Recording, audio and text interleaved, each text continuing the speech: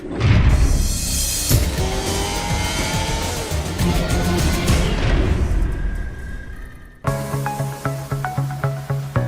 going to demonstrate exactly how a common disc brake system actually functions and what its individual parts and components are.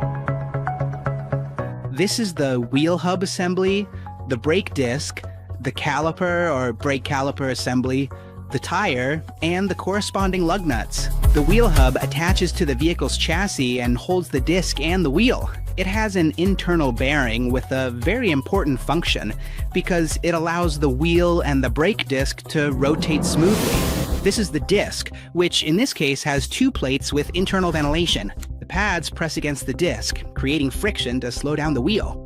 Friction produces a lot of heat, but ventilation reduces it by circulating air to cool the disc. The caliper, also known as the brake clamp, is the assembly that provides the mechanism to press the brakes against the disc and houses the brake pads and the piston. Its main function is to receive hydraulic pressure from the system to push the pads against the disc and generate the friction needed to stop the wheel. First, let's look at the caliper body. When braking, pressurized hydraulic fluid moves the piston. When the pedal is released, the piston returns to its place. A seal and an external dust boot prevent contamination of the piston. Then there's the bracket, a metal frame that holds the pads and the caliper. Two bolts allow the caliper to move along with the piston. The pads press against the disc and create friction to stop the car. Behind the pad, there is a shim designed to reduce vibration and noise. The steel backing plate gives rigidity to the friction material and provides a solid mount for the caliper, piston, and bracket. An intermediate layer between them bonds them and acts as a thermal barrier that prevents heat from transferring from the pad to the caliper. Finally, there's the pad, made of special composite materials that offer braking, durability, resistance, and comfort all at once. Brake pads use springs, pins, or a clip, which should always be replaced at the same time the pads are changed. And now let's see how all these components work together.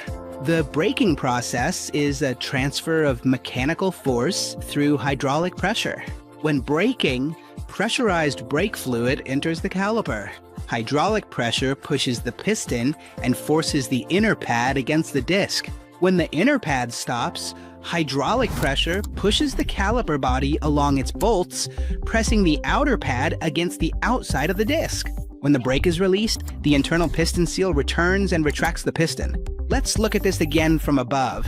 Hydraulic fluid enters the caliper.